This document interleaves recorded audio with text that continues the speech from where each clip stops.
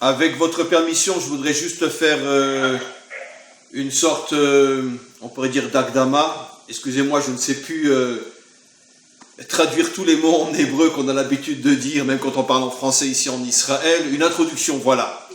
Donc, le cours de ce soir est dédié à la réussite de Ariel Chaim, de Nor Rachel Bat Gaele, Adam Avraham Ben Ariel, Eliora Rebecca Bat Rachel, Echiel Ben Chana, ainsi que pour la guérison totale d'Avram Ben Sultana et de Chana Rivka Bat Sarah.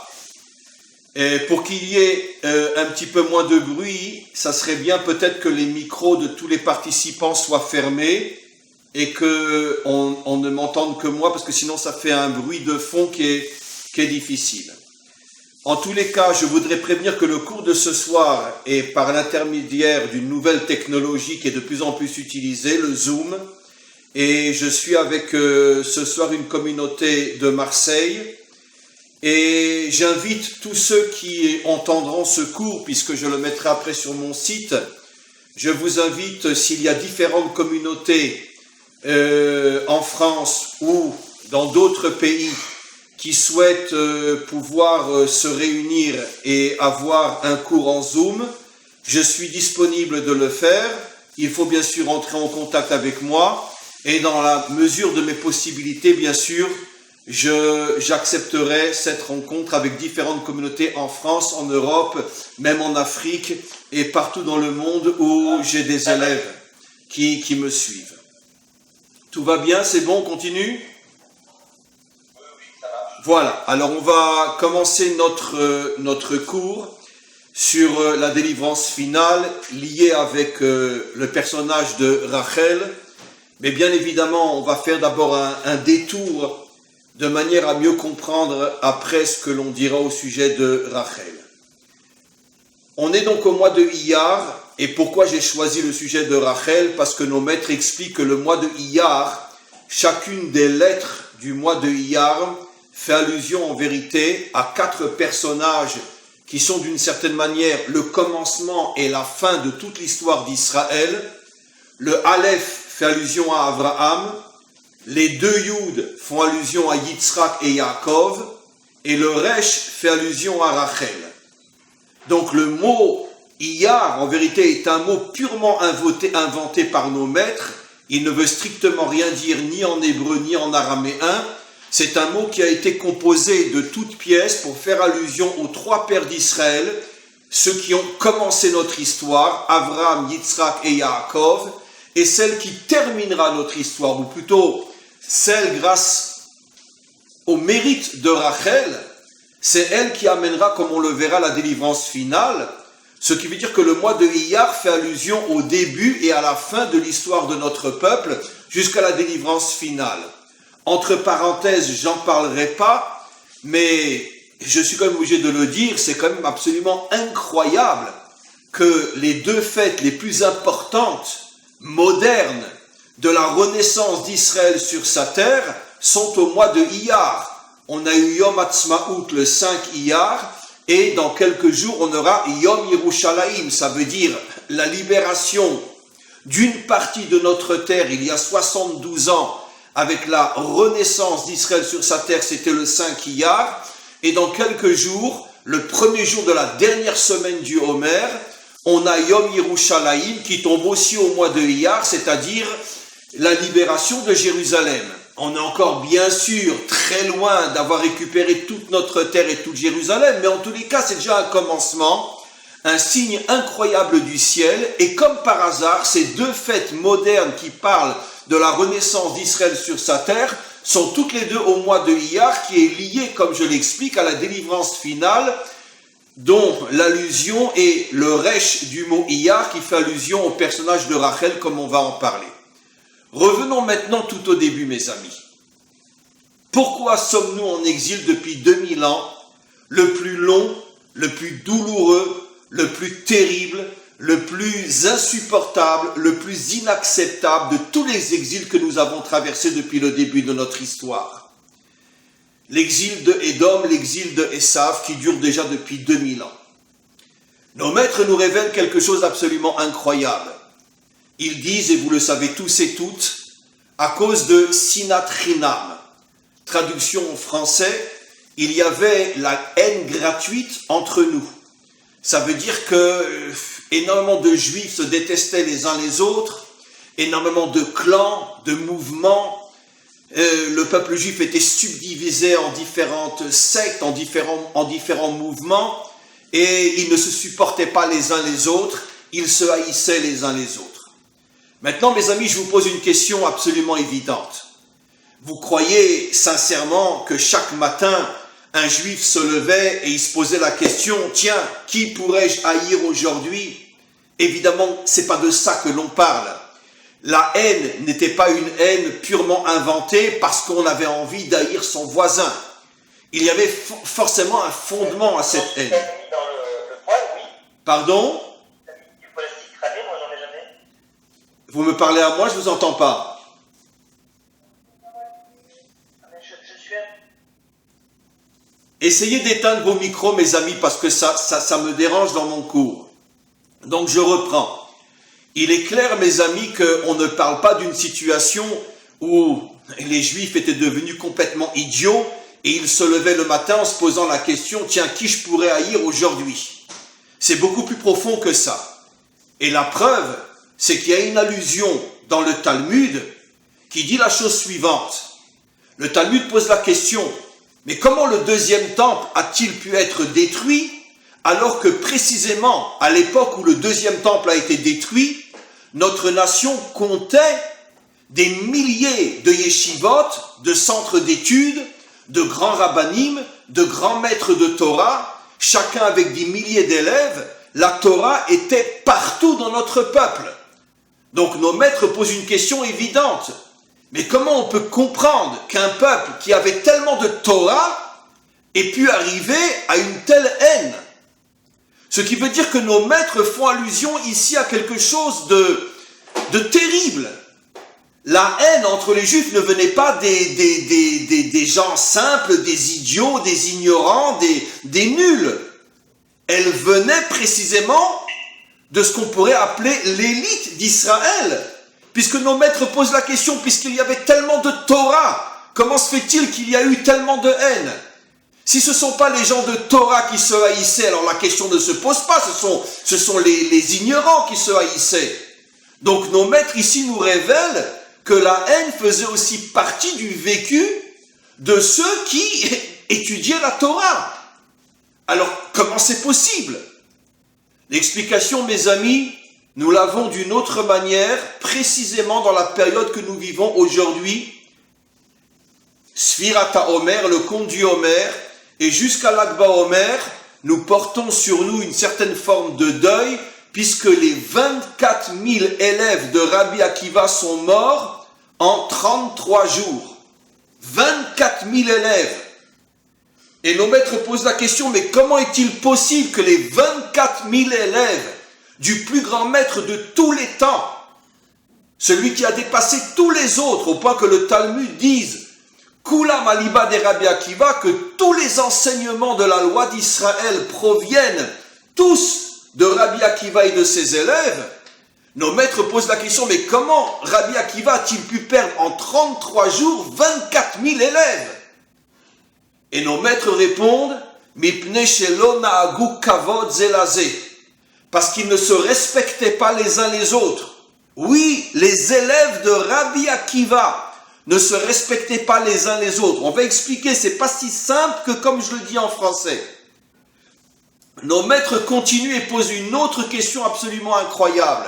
Ils disent, mais attends, je comprends pas. Mais pourtant Rabbi Akiva est celui qui a enseigné Ve'ahavta l'ereacha kamocha ze klal gadol batorah. C'est pourtant Rabbi Akiva qui a enseigné que le verset « Tu aimeras ton prochain comme toi-même » est le verset le plus fondamental de toute la Torah.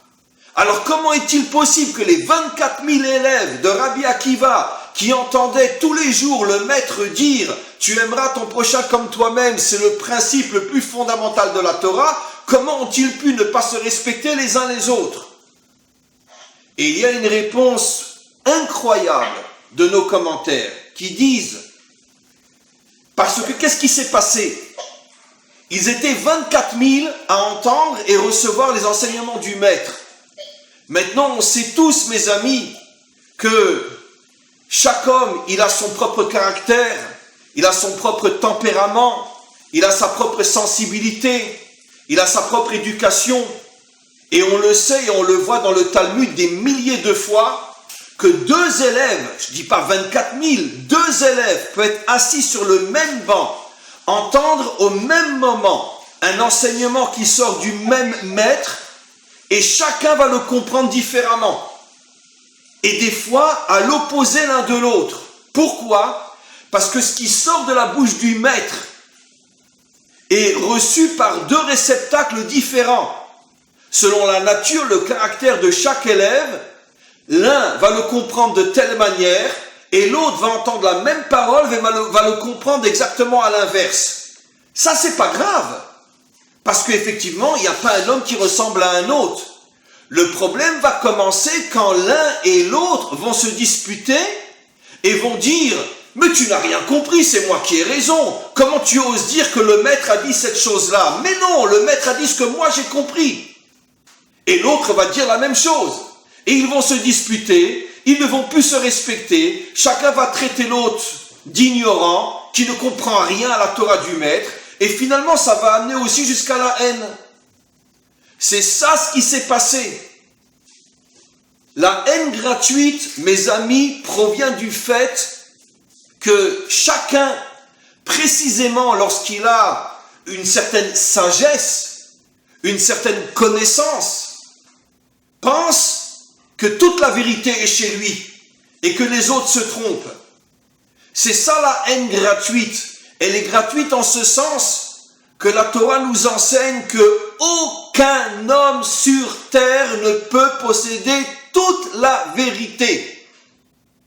Parce que aucun homme sur terre n'est assez grand pour pouvoir contenir toutes les facettes de la vérité. Et si c'est un homme humble, un homme qui véritablement comprend, ressent que personne ne peut dire j'ai toute la vérité, quand il va entendre quelqu'un qui dit différemment de lui, il va tout de suite réagir et se dire très bien, lui a compris une facette que moi je ne suis pas capable de comprendre.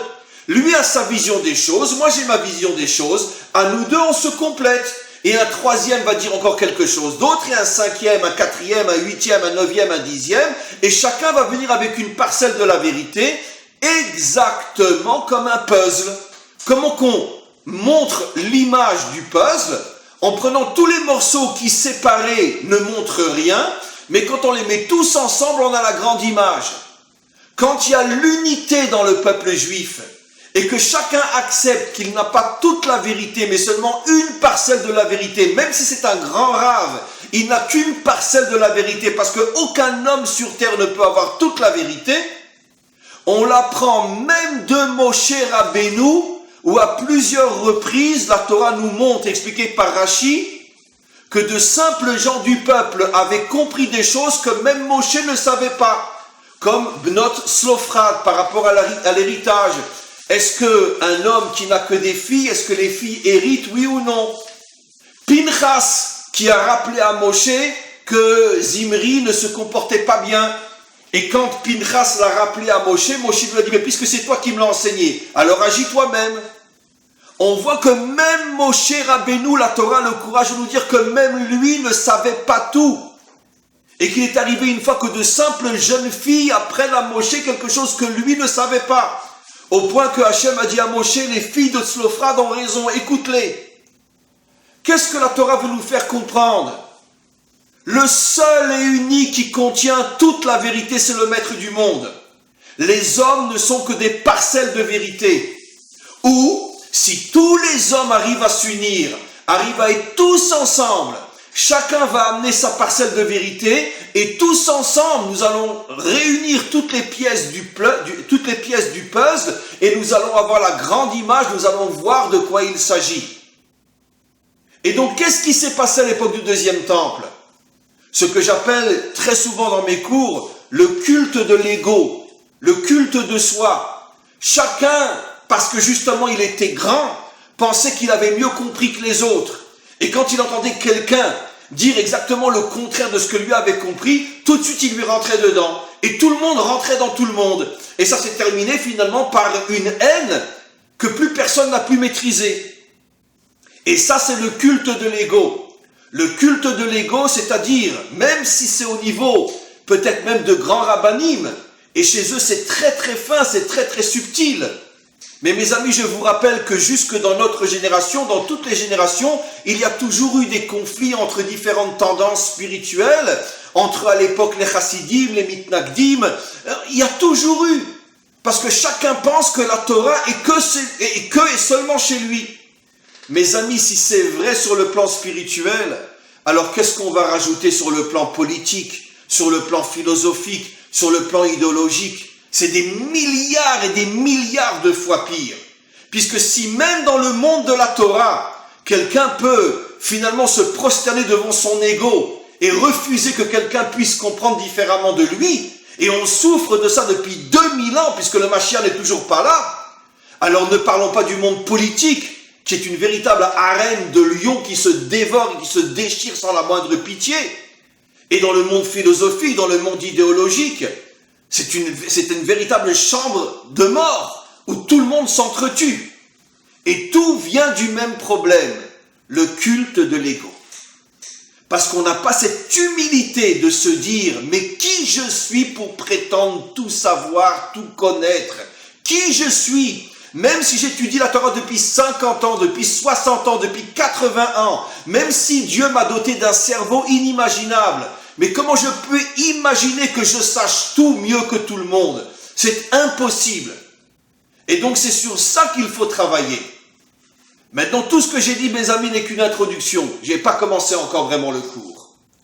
Je vais vous rapporter un midrash extraordinaire qui va faire intervenir Rachel et grâce à laquelle on va apprendre quelque chose d'extraordinaire. Nos maîtres nous disent que juste avant la délivrance finale, le maître du monde sera très embêté. Pourquoi? Parce qu'il voudra libérer son peuple, mais il ne trouvera pas suffisamment de mérite dans son peuple pour amener la délivrance finale. Et qui mieux que nous le savons, on n'a qu'à se regarder dans toutes les générations jusqu'à aujourd'hui. Et donc le maître du monde va avoir une idée, il va amener les 10 modèles du juste dans différentes générations, et il va les interroger pour voir si leur mérite est suffisant pour l'utiliser pour délivrer le peuple juif. Le premier qui va rentrer, bien sûr, c'est Abraham. Abraham va dire devant le maître du monde, bien sûr, c'est un midrash, tout ça, il faut le comprendre comme des métaphores, mais il faut comprendre, bien sûr, le message. Abraham va dire devant le maître du monde, libère mes enfants par mon mérite. Regarde tout ce que j'ai fait pour toi. Le maître du monde va lui dire, Abraham, c'est vrai, tu as fait pour moi des choses incroyables. Sans toi, il n'y aurait pas eu de peuple juif. C'est toi le premier qui a combattu l'idolâtrie. Tu as risqué ta vie, tu as été jeté dans la fournaise ardente parce que tu avais détruit les idoles de ton père. Mais d'un autre côté, Abraham, je ne peux pas utiliser ton mérite pour sauver mon peuple. Parce que c'est quand même de toi qu'est sorti Ishmaël. Et Ishmaël va faire beaucoup de mal, non seulement à tes enfants, mais au monde entier. Et donc je ne peux pas utiliser ton mérite, parce que de toi est sorti Ishmaël. Abraham sort en baissant la tête. Ou plutôt il se met de côté, en baissant la tête. Arrive Yitzhak. Yitzhak dit au maître du monde, à l'âge de 37 ans, j'ai été prêt à donner ma vie pour toi. J'ai consacré toute ma vie à te servir, maître du monde. Prends mon mérite et libère mon peuple. Le maître du monde lui dit, écoute, c'est vrai, tu es un homme extraordinaire. C'est incroyable ce midrash. Mais d'un autre côté de toi est sorti Esav. Esav, tu sais très bien combien il va faire souffrir tes enfants et combien il va vouloir dominer d'une manière sauvage le monde entier.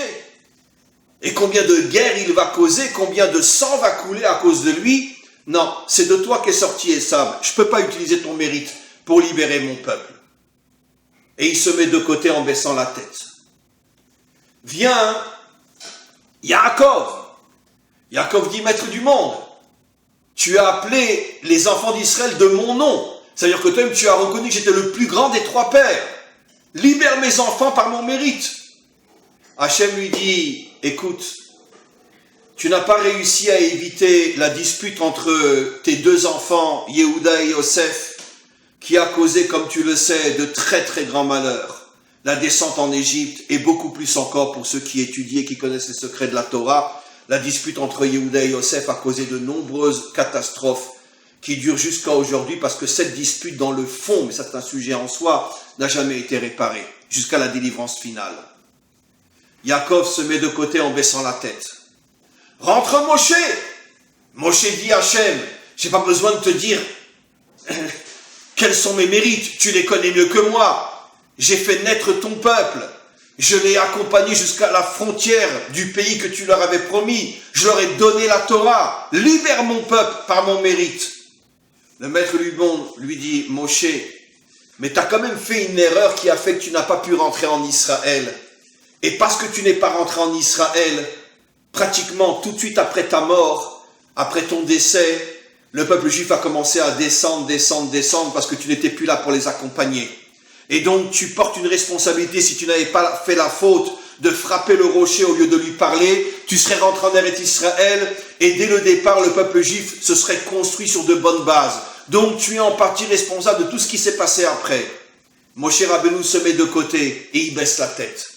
Vient Aaron, le Kohen Agadol, celui qui toute sa vie il l'a consacré au maître du monde. Et il lui dit, maître du monde, libère Israël par mes mérites. Hachem lui dit, dis-moi, et si je ne me trompe pas, tu étais quand même un acteur très actif dans la faute du veau d'or, hein? Même si tu avais des raisons qui étaient sans doute très bonnes, mais concrètement parlant, et tu as cautionné la faute du veau d'or. Donc laisse-moi tranquille, s'il te plaît. Et il se met de côté, il baisse la tête. Arrive Yosef, maître du monde, toutes les épreuves que j'ai traversées dans ma vie, toutes les tentations, et je ne suis jamais tombé. Je suis resté Yosef Hatzadik, Yosef le juste. Libère mon peuple par mes mérites.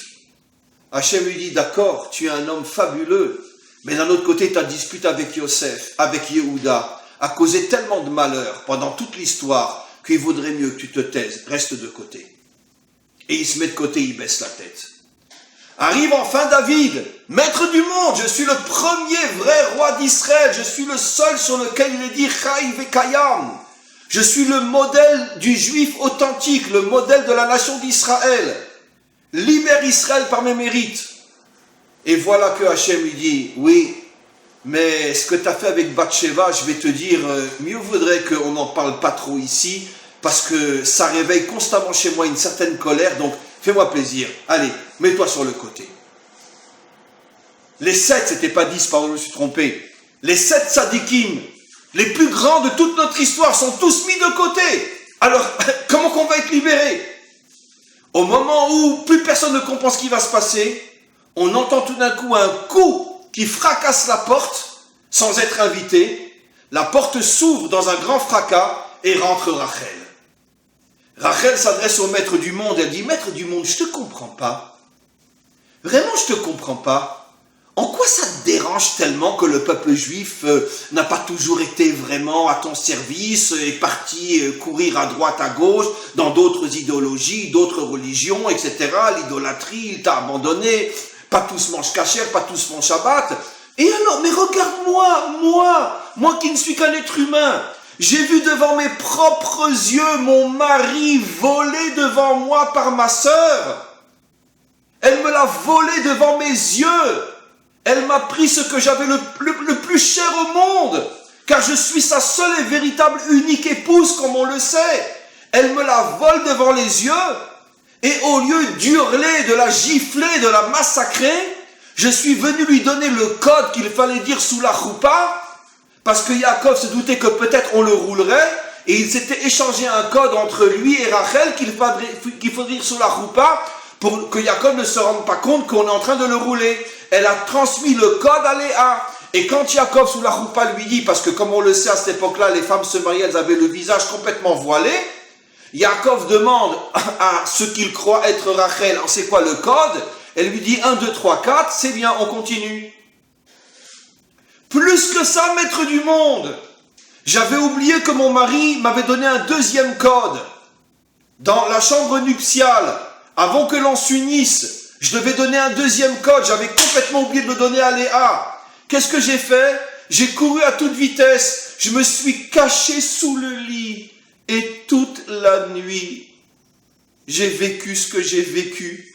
Au lieu d'être en haut, j'étais en bas. Et j'ai transmis le code à ma sœur.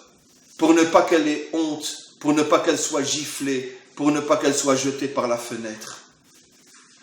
Et moi qui ne suis qu'un être humain, j'ai su, comment on dit en français les vatères, j'ai su renoncer à ce que j'avais de plus cher au monde et toi, tu n'es pas capable de renoncer à ce que tu as demandé à ton peuple et de lui en tenir rigueur parce qu'il t'a trahi de nombreuses fois dans son histoire. Quand le maître du monde entend ça, il se met à pleurer et il dit, Rachel, arrête, je vais pas tenir. Arrête. Par ton mérite, tes enfants reviendront sur leur terre. Par ton mérite, ils seront libérés. Voilà que la délivrance finale se fera par le mérite de Rachel et que tous les grands justes de toute notre histoire, depuis Abraham jusqu'au roi David, n'ont pas pu mettre en évidence un mérite suffisamment grand. Et c'est Rachel qui l'emporte. Mes amis, ce midrash cache des secrets absolument incroyables. Je voudrais avec vous effleurer, mais tout en rentrant malgré tout à l'intérieur, effleurer des choses absolument incroyables qu'on voit dans ce midrash. Je veux juste dire à l'avance que ne comprenez pas mal ce que je vais dire. Je vais appuyer le midrash parce que Hachem a repoussé chacun de ses justes, donc il avait quelque chose à leur reprocher. C'est pas moi qui le dis, c'est le midrash. Je vais essayer d'expliquer en demandant pardon à tous ces justes et qu'on n'a aucune intention qu'à Dieu ne plaise de les humilier, mais simplement d'expliquer ce que dit le midrash. Qu'est-ce qui s'est passé avec Abraham et Ishmaël? Pourquoi Hachem fait le reproche à Abraham, tu as mis au monde Ishmaël? Mais parce qu'on sait qu'Abraham, lui, si ce n'était pas Dieu qui était intervenu, il refusait d'écouter son épouse Sarah, il refusait de mettre à la porte Ishmaël alors qu'Ishmaël se comportait très très mal. Et finalement, qu'est-ce qui s'est passé avec Abraham? Je l'explique d'une manière très simple, mes amis, mais très juste aussi. Et finalement, l'ego, c'est mon fils, c'est le mien. Évidemment, chaque père a à l'égard de ses enfants de l'ego. Ça veut dire que chaque père est capable de fermer les yeux et de ne pas voir la vérité claire parce que finalement, mon fils est une partie de moi-même. Et donc, l'ego m'empêche de voir la vérité vraie. À un niveau extrêmement subtil, Abraham a fait une faute d'ego. Ça veut dire c'est mon fils. Passons à Yitzhak, duquel est sorti Esav. Mais c'est la même chose. Nos maîtres disent clairement que Yitzhak était roulé par son fils. Mais comment c'est possible qu'un homme comme Yitzhak soit roulé par son fils? Parce qu'il n'avait pas le courage d'ouvrir les yeux et de voir la vérité vraie. Et pourquoi? Parce que c'est mon fils. Ce qui veut dire que et Abraham et Yitzhak ont à un niveau très subtil, très fin, mais ont commis une faute d'ego. Je refuse de voir mon fils tel qu'il est véritablement. Je vous signale que ceux qui étudient le Nar, la Bible, voient que même au niveau du roi David, la Torah répète souvent qu'il avait un comportement avec ses enfants très bizarre. Il les disputait, il ne leur faisait jamais de reproches. C'est dû au sujet de Avshalom, qui finalement s'est révolté contre son père. C'est dû au sujet de Adoniaou, que jamais le roi David n'a fait un reproche à ses enfants. Ça veut dire que même lui, à un niveau très subtil, avait lui aussi un ego qu'il n'arrivait pas à mettre de côté pour avoir le courage de voir qu'il avait des enfants qui étaient peut-être même des monstres, puisqu'il en a un des deux qui a voulu le tuer. Avshalom a voulu assassiner son père. Mais comment un père peut avoir le courage de reconnaître une telle vérité? Pour ça, il faudrait qu'il s'annule complètement. Même David n'a pas eu ce courage. Passons à Yaakov. C'est exactement la même chose. Pourquoi Yaakov n'est pas intervenu avec toute sa force et aurait donné une sacrée gifle et à Yosef et à Yehuda? Ben parce que la Torah nous dit, Yosef était le fils préféré de Yaakov. Le Talmud va jusqu'à oser dire que Yaakov a fait une très grave faute en montrant à tous les enfants qu'il chérissait Yosef plus que les autres. Parce que c'était bien sûr le premier enfant de Rachel qu'il avait perdu. Rachel était morte au moment de la naissance de Benjamin, le deuxième. Et donc Yosef, le premier, lui rappelait son épouse. Mais d'un autre côté, toutes ces choses-là l'empêchaient de voir la vérité, que Yosef se comportait très mal avec ses frères. Comme on le sait, comme Rachid l'explique, regardez au début de Parashat Vayeshev. Encore une fois, l'ego qui t'empêche de voir la vérité vraie. Passons maintenant à Moshe. Pourquoi Moshe a frappé le rocher au lieu de lui parler? Mais la Torah le dit clairement, même si je l'explique d'une manière très simple. Parce que les enfants d'Israël se sont mis en colère contre lui. Ils lui ont dit, allez, t'es incapable de faire sortir de l'eau du rocher. Maintenant que Myriam est morte, on va crever de soif, puisque ça s'est passé juste après la mort de Myriam, et comme on le sait, l'eau sortait du rocher pendant les 40 ans du désert grâce au mérite de Myriam. Ils ont commencé à l'insulter, lui dire, oh là là, qu'est-ce qu'on regrette Myriam, t'arrives pas à sa cheville, hein. Bon, ben ça lui est monté un petit peu à la tête, Moshe aussi, pourtant Moshe était le plus humble des hommes. Mais ça n'empêche que, ça lui est monté à la tête, et il s'est mis en colère, au lieu de parler, il a frappé. Encore une fois, une faute d'ego. Et Aaron, pourquoi il a accepté, même si ce n'était pas ses intentions, mais quoi qu'il en soit dans les faits, il a participé à la faute du veau d'or. Mais parce que le Erev Rav a su comment lui passer de la pommade. Le Erev Rav aurait très bien pu faire le veau d'or sans Aaron. Mais ils sont venus, lui ont dit, tu es le grand prêtre, tu es aujourd'hui le grand homme d'Israël puisque Moshe est mort, ils le croyaient mort. Ils lui ont passé de la pommade. Et finalement, même si c'est très subtil et imperceptible à notre niveau, il s'est passé ce qui s'est passé. C'est pour ça que nos maîtres nous disent, mieux vaut recevoir des réprimandes d'un ami que des louanges d'un ennemi. Parce que les louanges te tuent. Et même quand elles viennent d'un ennemi. Et même Aaron n'a pas résisté. On passe à Yosef. Yosef, on vient de le dire, évidemment, c'est le chouchou de Yaakov, c'est le préféré de Yaakov, et ça y est, il se prend pour le bon Dieu.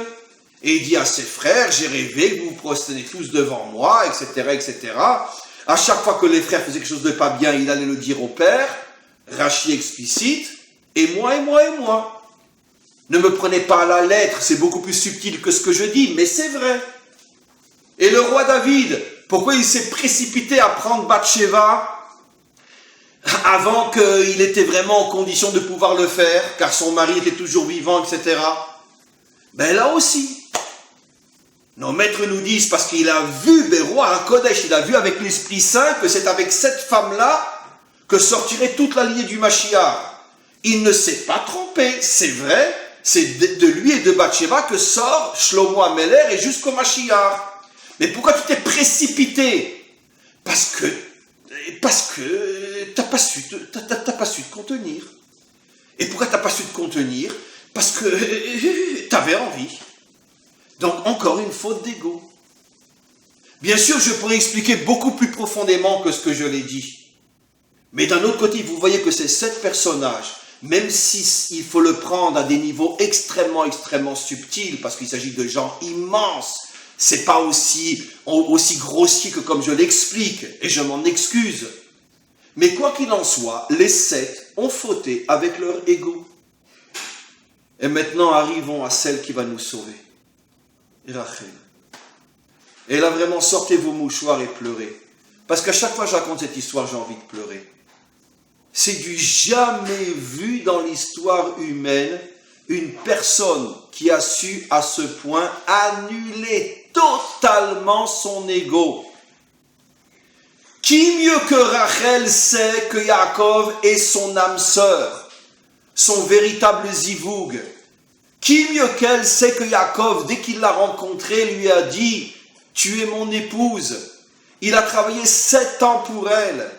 Elle sait que lui et elle sont 2 moitiés de la même âme. Et plus encore, elle sait bien sûr ce que vous savez, donc à plus forte raison elle, que c'est Hachem qui fait les Ivougim, c'est Hachem qui fait que se rencontrent 2 moitiés d'âme pour ne former ou ne reformer qu'une seule âme. Elle a tous les arguments pour exploser de colère. C'est mon mari, c'est Hachem qui me l'a donné. Il a travaillé 7 ans pour moi. Elle voit sa sœur envoyée par son père sous la choupa. Mais elle aurait pu, pas qu'elle aurait pu, elle avait le droit d'intervenir, elle avait le droit d'hurler, elle avait le droit de lui tomber dessus, de lui enlever le voile et de montrer à tous que c'était une voleuse. Pourquoi elle ne le fait pas? Pourquoi elle ne le fait pas? Comment qu'elle peut, je m'excuse, c'est pas très tsanoua, mais comment qu'elle peut se mettre sous le lit pour pouvoir donner le code à sa sœur Léa et supporter une souffrance qui va durer toute la nuit, de les voir s'unir alors que c'est son propre mari et lui il croit qu'il est avec Rachel. Mais comment? Mais elle est folle ou quoi? Mais sors, crie, hurle! Quelle est la réponse, mes amis? Quelle est la réponse, mes amis? Parce que Rachel avait compris que la délivrance finale dépendait de notre capacité à détruire notre ego. Elle a eu ce réflexe de comprendre que ce que le maître du monde lui faisait vivre, c'est pour qu'un jour son mérite puisse servir à la délivrance de notre peuple. Qu'au moins dans notre peuple, il y aura eu un personnage qui aura été capable d'anéantir complètement, totalement le ego et de montrer qu'elle s'en remet entièrement au maître du monde. Maître du monde, tu as décidé qu'on me prenne mon mari. Eh bien, c'est toi qui décides. Pourquoi ? Parce que Rachel a compris qu'en vérité que tous les problèmes de l'histoire humaine et tous les problèmes de l'histoire de notre peuple, tous les problèmes des hommes et des femmes, tous les problèmes se résument à un seul et unique problème, le culte de l'ego. Et moi, et moi, et moi. Et pas seulement chez les ignorants et les imbéciles, même chez les grands, même chez les très grands, même chez les immensément grands. Comme le Midrash a le courage de nous l'expliquer au sujet d'Abraham jusqu'à David. Et Rachel, elle avait compris que le tikkun du monde dépend de notre capacité à mettre notre ego de côté. Et comment je peux mettre mon ego de côté? Quand je suis dans une situation où j'ai toutes les justes, vraies, authentiques raisons d'hurler, de me défendre, et malgré tout je ne le fais pas, parce que je comprends que le message que Hachem, le maître du monde, est « détruis ton ego ». C'est plus important que tout. Parce que si tu arrives à détruire ton ego, tu seras la matrice de la délivrance de ton peuple et à travers lui, de la délivrance de l'humanité tout entière. C'est pas évident. C'est pas évident. Je vais aller plus loin, mes amis, encore. Plus loin encore. Regardons jusqu'où va aller Rachel plus tard encore dans l'histoire. Pour le comprendre, je vais vous rappeler quelque chose. Nos maîtres nous disent que nos pères ont accompli toute la Torah bien avant qu'elle ne soit donnée. Sur ça, nos maîtres posent une question évidente. Alors, comment se fait-il que Yaakov a épousé 2 sœurs? La Torah interdit d'épouser 2 sœurs. C'est même très grave. Nos maîtres répondent que nos pères ne respectaient la Torah qu'en Eretz Israël. Mais en dehors de la terre, ils avaient le droit de ne pas respecter tout ce que la Torah demande. Donc, comme Yaakov a épousé ses 2 sœurs en Syrie, Haran était dans le nord de la Syrie, Donc il avait le droit, parce que c'est seulement en Israël qu'il se devait de respecter toute la Torah. Maintenant, mes amis, on a un très très gros problème.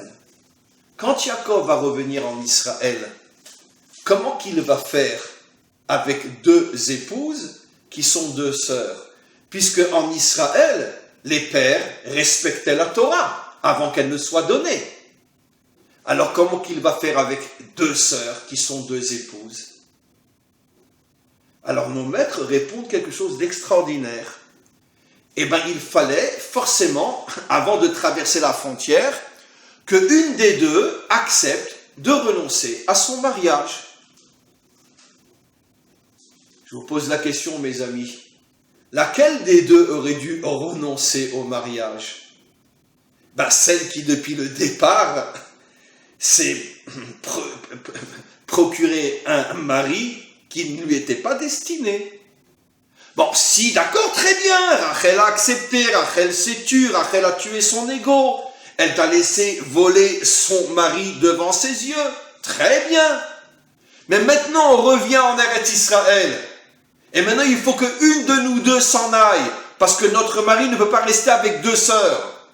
Ça serait quand même normal, Léa, que ce soit toi qui demande le divorce pour que je reste seul avec mon vrai, seul et unique mari. Car tu sais très bien que Yaakov n'est pas ton vrai mari. Comme la Torah le dit à plusieurs reprises. La seule qui est appelée l'épouse de Yaakov, c'est Rachel, jamais Léa. Eh bien, vous croyez que Rachel a osé, même envisager de demander ça à sa sœur? Elle a dit, si on a une des deux qui doit partir, eh bien, c'est moi. Et effectivement, elle était enceinte de Benjamin. Et au moment où Yaakov est rentré en Eretz Israël, à ce moment-là, elle est morte en accouchant de son enfant, Benjamin. Et Yaakov s'est retrouvé avec une seule épouse. Plus de problème de deux sœurs, c'était Léa. Waouh! Mais c'est pas possible, Rachel. Tu donnes au départ ton mari, et maintenant tu donnes ta vie. Tu donnes ta vie. Mais Rachel, mais qui tu es? Mais qui tu es? Mais d'où tu sors? Mais Rachel, mais d'où tu sors? T'es sûr que t'es un être humain? Vous connaissez encore un seul autre personnage dans toute l'histoire du monde qui aurait osé faire une chose pareille? De mourir pour laisser son mari à quelqu'un qui, dès le départ, n'était pas à la bonne place? Mais qu'est-ce qui lui arrive? Encore une fois, elle tue son ego. Elle tue son ego complètement. Incroyable. Et qu'est-ce qu'elle va avoir en échange? Qu'est-ce qu'elle va avoir en échange? Eh bien, Rachid explique deux choses. D'abord, le roi David va naître à l'endroit où elle est enterrée, à Bethléem. Ce qui veut dire que, qu'est-ce qu'on comprend de là? C'est par le mérite de Rachel qu'est né le roi David. Et c'est par le mérite de Rachel que nous aurons le Mashiach qui descend du roi David. Waouh, quelle magnifique explication. David est né à l'endroit où Rachel a été enterrée pour nous faire comprendre que par le mérite de Rachel, nous avons eu le roi David qui est le modèle éternel du vrai, authentique juif, le seul sur lequel il est dit Chai vekayam, il est présent et éternel, et celui duquel sort le Mashiach, et tout ça par le mérite de Rachel. Plus encore, Rachid nous explique que quand le premier temple va être détruit et que les Juifs vont être exilés en Babylonie, ils vont passer par Bethléem en sortant de Jérusalem. Ils vont demander aux soldats de les laisser prier sur la tombe de Rachel. Et grâce à cette prière, les soldats babyloniens vont les laisser prier quelques minutes sur la tombe de Rachel.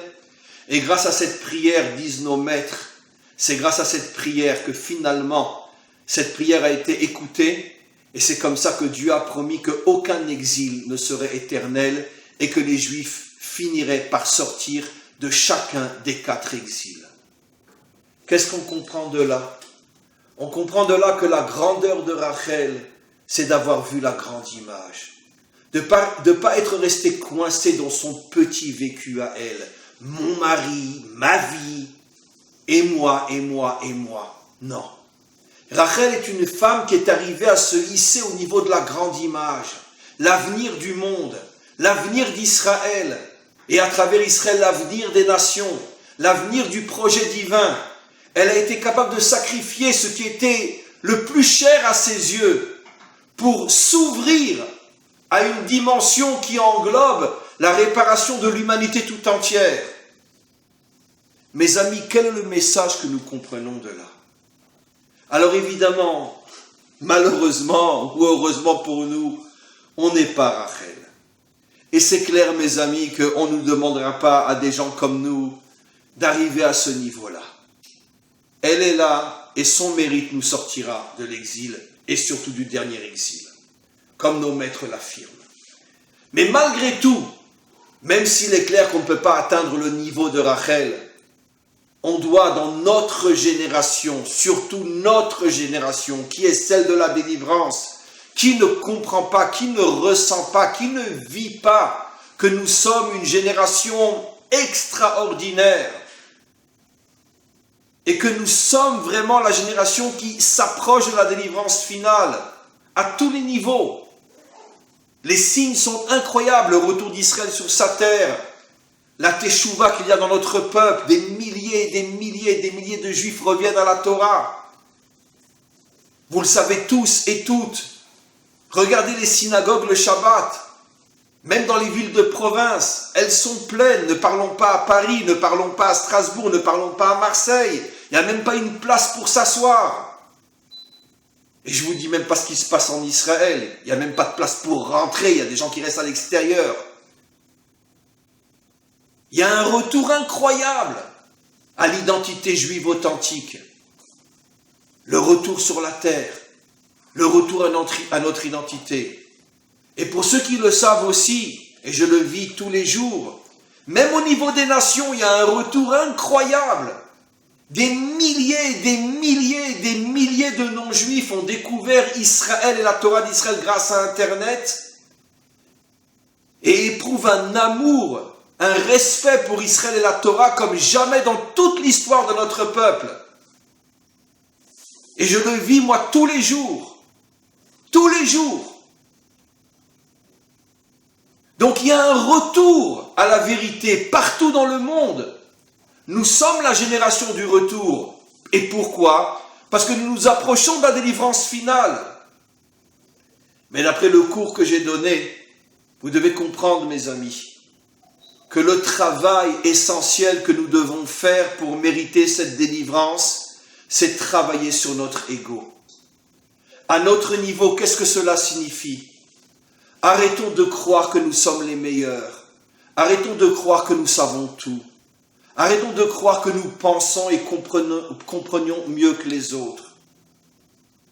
Commençons à travailler sur notre ego.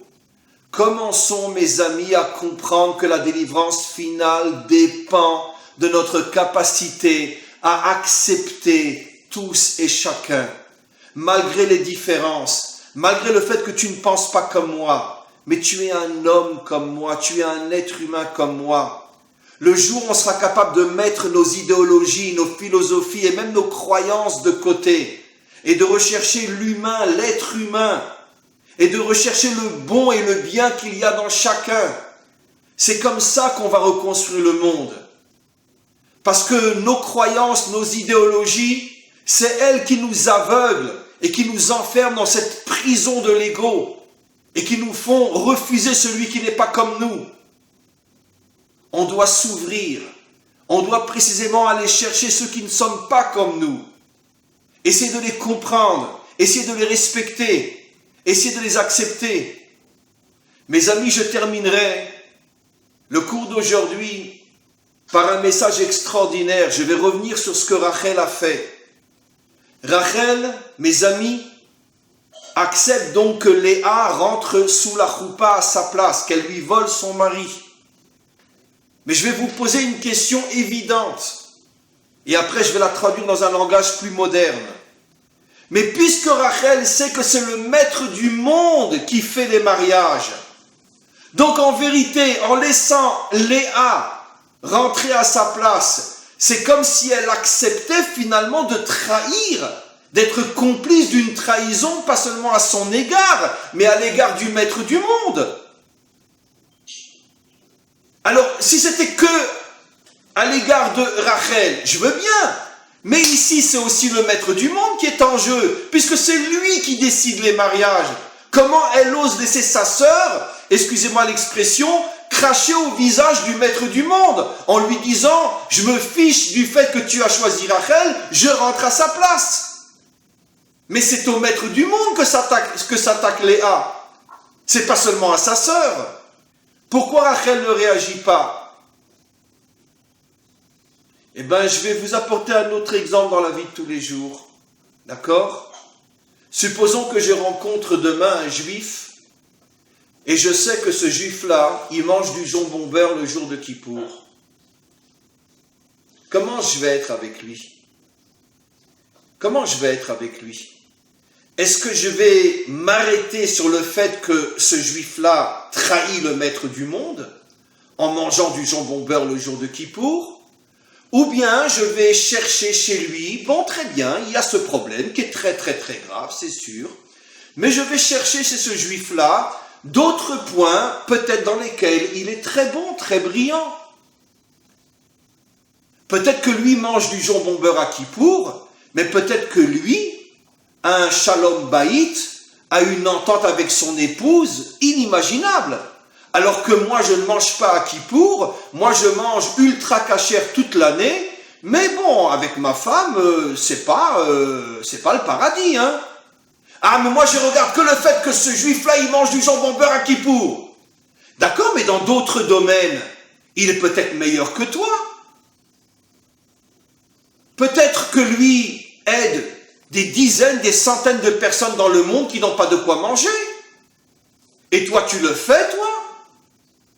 Donc, ne t'arrête pas uniquement sur le point que dans ce domaine-là, il se comporte très, très, très, très mal.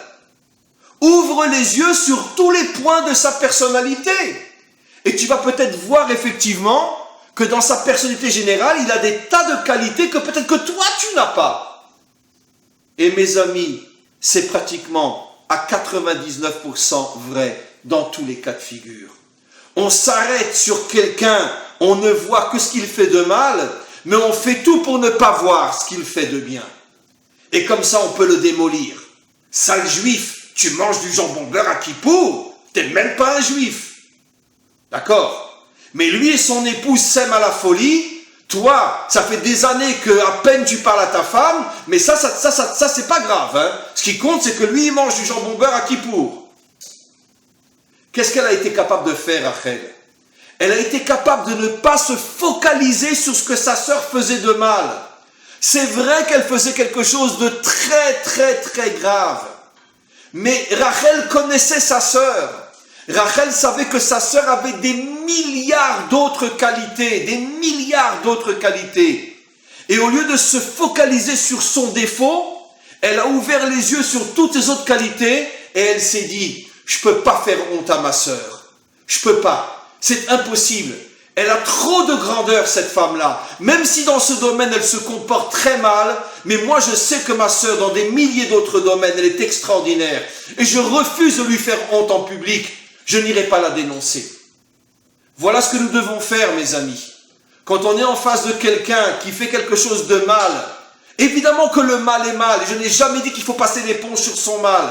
Mais ce que je dis, c'est qu'il ne faut pas se focaliser uniquement sur le négatif. Ouvre les yeux et vois tout le positif. Et pratiquement dans chaque homme et chaque femme sur terre, tu trouveras toujours beaucoup plus de positif que de négatif. Dans d'autres domaines, mais il y a beaucoup plus de positif que de négatif. Mes amis, je termine. Quand on arrivera dans notre génération à ouvrir les yeux sur chaque homme, sur chaque femme, à ne pas se focaliser uniquement sur ce qui nous dérange, à chercher le bien dans chaque être humain, à ce moment-là, nous arriverons à l'unité, à la paix, au respect. Et à ce moment-là, nous mériterons, Be'ezrat Hashem, d'être comme Rachel et d'être le réceptacle de la délivrance finale. Amen v'chen yehi ratzon. Voilà, mes amis.